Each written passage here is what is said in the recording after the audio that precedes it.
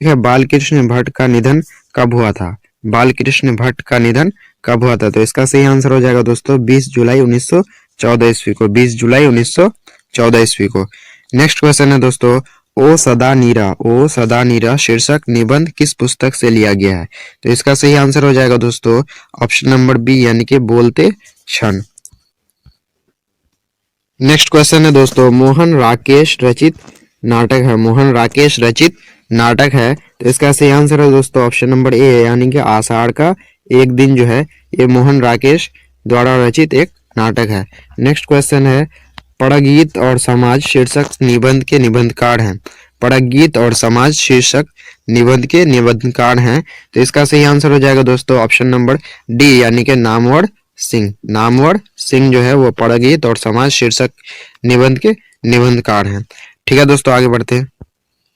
Next question है दोस्तों, ओम प्रकाश वाल्मीकि की रचना की है, ओम प्रकाश वाल्मीकि की रचना की है, तो इसका सही आंसर हो जाएगा दोस्तों ऑप्शन नंबर बी, यानी कि जूठन ने ओम प्रकाश वाल्मीकि की रचना की है।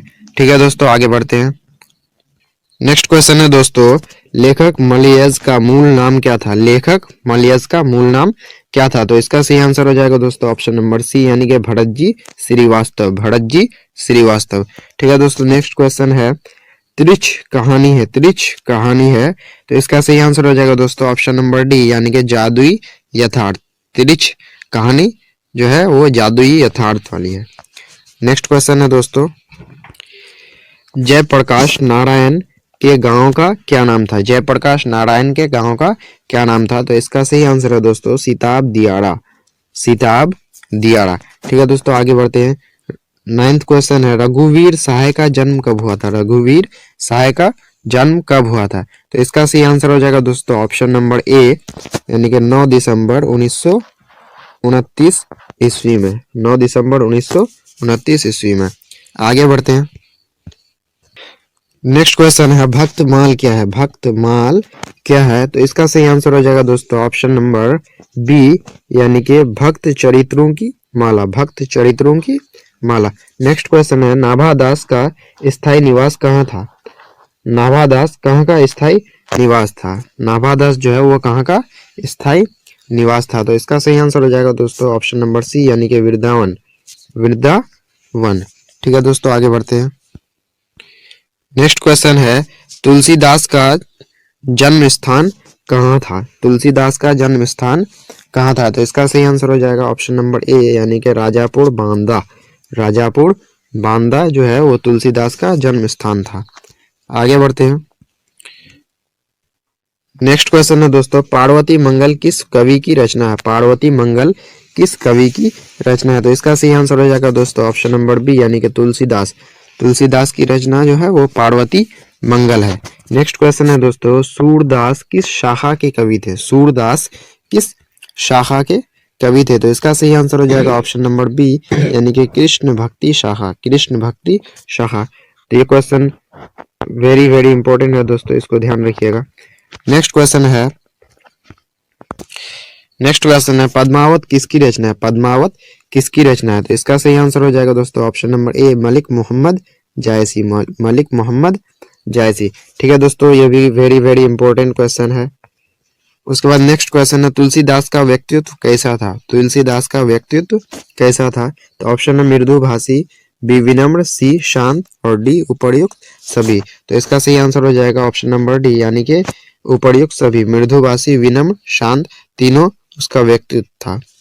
नेक्स्ट क्वेश्चन है, सूरदास की अभिरुचि किस काम में थी? सूरदास की अभिरुचि किस काम में थी? तो इसका सही आंसर हो जाएगा दोस्तों ऑप्शन नंबर डी, यानी कि पर्यटन, सत्संग, कृष्ण भक्ति एवं वैराग, इन तीनों में उसकी अभिरुचि थी।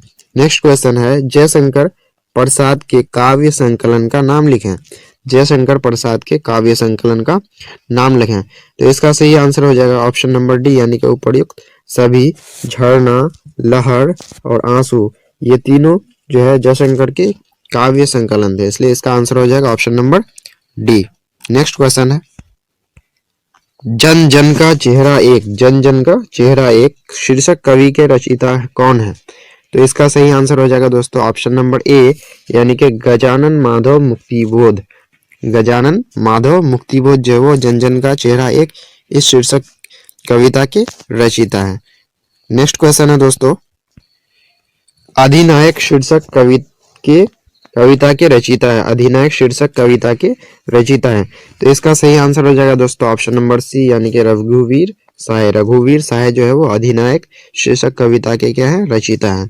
नेक्स्ट क्वेश्चन है दोस्तों, जे कृष्णमूर्ति क्या करते थे। जे कृष्णमूर्ति क्या करते थे, तो इसका सही आंसर हो जाएगा दोस्तों ऑप्शन नंबर सी, बोलते और लिखते थे। बोलते और लिखते थे। नेक्स्ट क्वेश्चन है दोस्तों, हंसते हुए मेरा अकेलापन, हंसते हुए मेरा अकेलापन किस विधा की रचना है।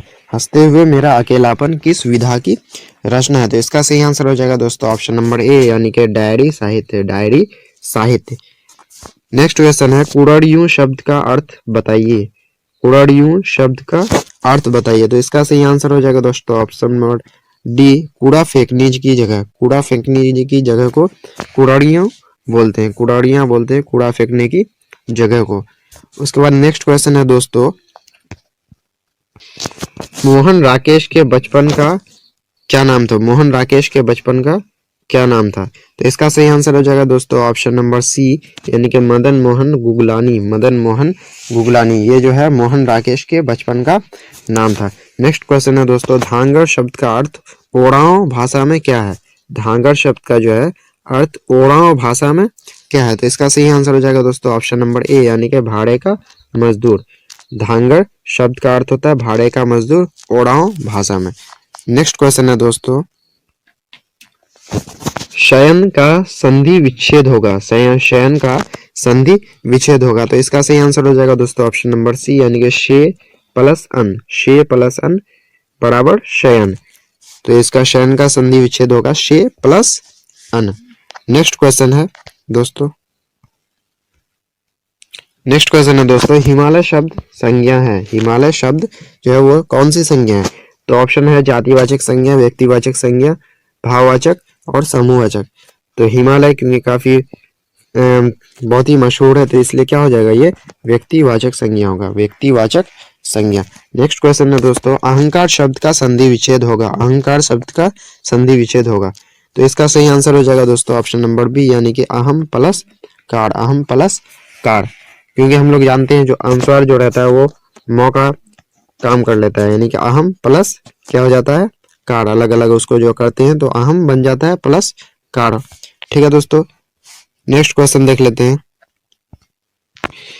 नेक्स्ट क्वेश्चन है दोस्तों, भाषा शब्द का लिंग निर्णय करें। भाषा शब्द कैसा शब्द है, स्त्रीलिंग है, पुल्लिंग है, या उभयलिंग है, या इनमें से कोई नहीं है, तो इसका सही आंसर हो जाएगा दोस्तों ऑप्शन नंबर ए, यानी कि स्त्रीलिंग। हम लोग बोलते हैं तुम्हारी भाषा सही नहीं है या तुम्हारी भाषा ठीक नहीं है, ठीक है, तो इसलिए इसको क्या बोलेंगे, स्त्रीलिंग। भाषा जो है शब्द है वो स्त्रीलिंग है। ठीक है दोस्तों, नेक्स्ट क्वेश्चन है, अग्रज शब्द का विलोम होगा। अग्रज शब्द का उल्टा क्या होता है, तो अनुज होता है, तो इसके लिए ऑप्शन नंबर बी हो जाएगा सही आंसर। नेक्स्ट क्वेश्चन है दोस्तों, अग्नि शब्द का पर्यायवाची होगा। अग्नि शब्द का पर्यायवाची होगा, तो इसका सही आंसर हो जाएगा दोस्तों ऑप्शन नंबर ए, यानी कि अनिल। अनिल। ठीक है दोस्तों, अग्नि शब्द का पर्यायवाची क्या हो गया, अनिल। नेक्स्ट क्वेश्चन है, भार शब्द में पढ़ते हैं। भार शब्द में पढ़ते हैं, तो इसका सही आंसर हो जाएगा दोस्तों ऑप्शन नंबर बी, यानी कि अ। भार शब्द में जो है अ पढ़ते हैं। पढ़ते बोलते हैं जो लास्ट में जुड़ा हुआ रहता है, जो कि लास्ट में क्या होता है, जुड़ा हुआ रहता है, पद में लास्ट में जुड़ा हुआ रहता है। नेक्स्ट क्वेश्चन है दोस्तों, जिसका आशय महान हो के लिए शब्द है। जिसका आशय महान हो, इसके लिए क्या शब्द है, तो ऑप्शन नंबर डी, महाशय। ऑप्शन नंबर डी हो जाएगा सही आंसर, महाशय। नेक्स्ट क्वेश्चन है, ओज शब्द का विशेषण है। ओज शब्द का विशेषण है, तो इसका सही आंसर हो जाएगा दोस्तों ऑप्शन नंबर ए, यानी कि ओजस्वी। ओजस्वी जो है ओज शब्द का विशेषण है। नेक्स्ट क्वेश्चन है दोस्तों, प्रतिकूल में कौन सा उपसर्ग है। प्रतिकूल में कौन सा उपसर्ग है, तो इसका सही आंसर हो जाएगा दोस्तों ऑप्शन नंबर बी, यानी कि प्रति। तो इससे पहले हम लोग पढ़ते देखे तो जो लास्ट में जुड़ता है और उपसर्ग हो जाता है जो पहले जुड़ा हुआ रहता है, यानी कि कुल में जुड़ा हुआ है प्रति, तो ये प्रति क्या हो जाएगा, उपसर्ग हो जाएगा। ठीक है दोस्तों, नेक्स्ट क्वेश्चन है, सर्वनाम के कितने प्रकार हैं। सर्वनाम के कितने प्रकार हैं? सर्वनाम के कितने प्रकार हैं? तो आंसर हो जाएगा ऑप्शन नंबर सी, यानी कि 6 प्रकार हैं। सर्वनाम के 6 प्रकार हैं। नेक्स्ट क्वेश्चन है दोस्तों, तेल शब्द है, तेल शब्द है तो हम लोग जानते हैं ये कौन सा शब्द है? ये द्रव्यवाचक संज्ञा है, द्रव्यवाचक संज्ञा है, क्योंकि तेल द्रव है इसलिए ये द्रव्यवाचक संज्ञा है। नेक्स्ट क्वेश्चन है दोस्तों, पाप मुक्त समास है, पाप मुक्त समास है तो इसका सही आंसर हो जाएगा दोस्तों ऑप्शन नंबर बी, यानी कि तत्पुरुष। ऑप्शन नंबर बी तत्पुरुष, पाप मुक्त जो है वो तत्पुरुष समास है। नेक्स्ट क्वेश्चन देख लेते हैं। नेक्स्ट क्वेश्चन है, पृथ्वी शब्द का पर्यायवाची है, पृथ्वी शब्द का पर्यायवाची है तो इसका सही आंसर हो जाएगा दोस्तों ऑप्शन नंबर डी, यानी कि भू। भू जो है ये पृथ्वी शब्द का क्या है? पर्यायवाची है। नेक्स्ट क्वेश्चन है दोस्तों, अनुदार कौन सा समास है? अनुदार कौन सा समास है? तो इसके लिए सही आंसर हो जाएगा ऑप्शन नंबर सी, यानी कि तत्पुरुष। ऑप्शन नंबर सी तत्पुरुष समास है, अनुदार जो है वो तत्पुरुष समास है। नेक्स्ट है, संगठन शब्द का संधि विच्छेद है, संगठन शब्द का संधि विच्छेद है तो इसके लिए हो जाएगा ऑप्शन नंबर ए, यानी कि सम प्लस गठन, क्योंकि इससे पहले आपको बताया गया जो अनुस्वार जो होता है वो म में चेंज हो जाता है, तो 100 अनुस्वार था तो 100 और म में चेंज हो गया, प्लस जो बचा हुआ गठन उसको आगे लिख दिया, तो ये क्या हो गया? संगठन शब्द का संधि विच्छेद सम प्लस गठन। नेक्स्ट क्वेश्चन है दोस्तों, निदान शब्द में उपसर्ग है, निदान शब्द में उपसर्ग है तो पढ़ते हो गया जो लास्ट में जुड़ता है और उपसर्ग हो गया जो शुरू में जुड़ता है, तो इसके लिए कौन सा उपसर्ग हो जाएगा? नी हो जाएगा, यानी कि option number D, option number D. Next question है दोस्तों, नेक्स्ट क्वेश्चन है दोस्तों, लड़ाई शब्द में पढ़ते हैं, लड़ाई शब्द में पढ़ते हैं तो इसका सही आंसर हो जाएगा ऑप्शन नंबर सी, यानी कि आई। लड़ प्लस आई बराबर क्या हो जाएगा? लड़ाई, यानी कि लास्ट में क्या जुड़ा है? आई, तो वही हो जाएगा पढ़ते। नेक्स्ट क्वेश्चन है दोस्तों,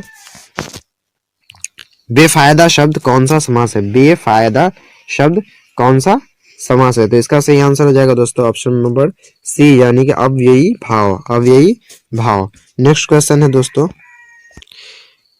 प्रार्थना शब्द का लिंग निर्णय करें, प्रार्थना शब्द का लिंग निर्णय करें तो इसका सही आंसर हो जाएगा दोस्तों ऑप्शन नंबर ए, यानी कि स्त्रीलिंग। प्रार्थना शब्द जो है वो स्त्रीलिंग है, प्रार्थना शब्द स्त्रीलिंग है। नेक्स्ट क्वेश्चन है दोस्तों, घर शब्द का संज्ञा है, घर शब्द का संज्ञा है तो इसका सही आंसर हो जाएगा दोस्तों ऑप्शन नंबर ए, यानी कि जातिवाचक संज्ञा। घर कैसी संज्ञा है? जातिवाचक संज्ञा। नेक्स्ट क्वेश्चन है, लघुता शब्द में पढ़ते हैं, लघुता शब्द में पढ़ते हैं तो इसका सही आंसर हो जाएगा दोस्तों ऑप्शन नंबर बी, यानी कि ता। लघु प्लस ता, यानी कि लास्ट में जुड़ा ता, तो यही हो जाएगा क्या? पढ़ते। ठीक है, तो इसका सही आंसर हो जाएगा लघुता शब्द में पढ़ते कौन है? तो ता है। नेक्स्ट क्वेश्चन है, पिता शब्द